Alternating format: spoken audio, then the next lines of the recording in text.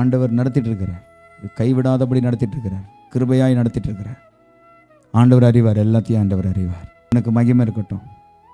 ரகசியம், அதாவது அந்த என்ன சொல்லப்பட்டது, தந்திரமாக அல்ல. இதுதான் உண்மை, இதான் நிலவரம். கர்த்தர் ஒன்றுமில்லாமல் கர்த்தர் அற்புதத்தை செஞ்சுட்டே இருக்கிறார். வாய் மேலே வர ஜெபம் பண்ணி பாருங்க, அற்புதம் நடக்கும். உண்மையாக சொல்கிறேன், கர்த்தர் செய்கிற காரியம் பயங்கரமாக இருக்கும். எத்தனை பேர் ஆமென் சொல்கிறீங்க?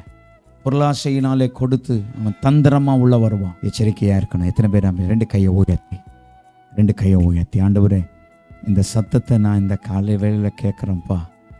நான் ஆண்டவரே கவனமாக இருப்பதற்கு சில சத்தியங்களை நான் கேட்கிறேன். கையை உயர்த்தி உண்மையாக பிள்ளைங்கள்லாம் கையை உயர்த்து. நீ உன் அப்பா அம்மாவுக்கு நீ பிரயோஜனமான பிள்ளையாக இருக்கணும். தங்கச்சி, தம்பி, கையை உயர்த்தி உண்மையாக சொல்லு. ஆண்டவர் உன்னை ஆசீர்வதிக்கணும். நீ சபையில் இருக்கியா? சில காரியங்களுக்கு நீ கவனமாக இரு. கடைசி காலத்தில் வாங்குற நீ வாழ்ந்து கொண்டிருக்கிற, எச்சரிக்கையாக இரு. நீ ஆண்டவராசி நீ இருக்கிற இடத்துல, நீ ஒருவேளை யூடியூப்பில் நீங்கள் இருக்கலாம். கையை உயர்த்தி கேளுங்க. இயேசுவின் நாமத்தினால் ஆண்டவரே, நான் காக்கப்படணும்ப்பா. எச்சரிக்கையாக இருக்கணும் ஆண்டவரே. கள்ள தீர்க்கதரிசிகளுக்கு நான் எச்சரிக்கையாக, கள்ள போதகர்களுக்கு நான் எச்சரிக்கையாக இருக்கணும் ஆண்டவரே. இந்த தந்திரமாய் வருகிறவர்களுக்கு நான் எச்சரிக்கையாக இருக்கணும் ஆண்டவரே.